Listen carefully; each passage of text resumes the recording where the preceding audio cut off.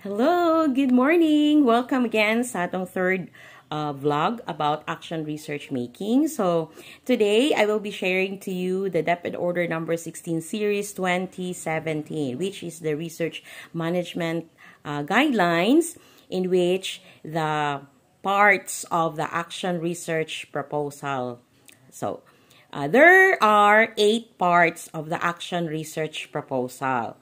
So, ato na siyang tagsa-tagsaon o discuss sa mga coming live session nako. But today, ako lang siyang i-mention ang 8 kabuok. First is the context and rationale. That's the first one. The second is the action research questions, followed by the proposed innovation, intervention, and strategy.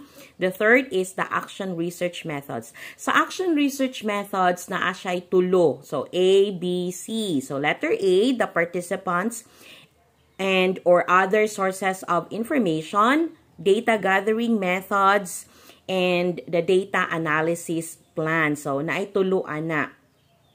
After ana, number 5 is the action research work plan and timelines. And then we have the cost estimates, and then the plans for dissemination and utilization. And the last is references.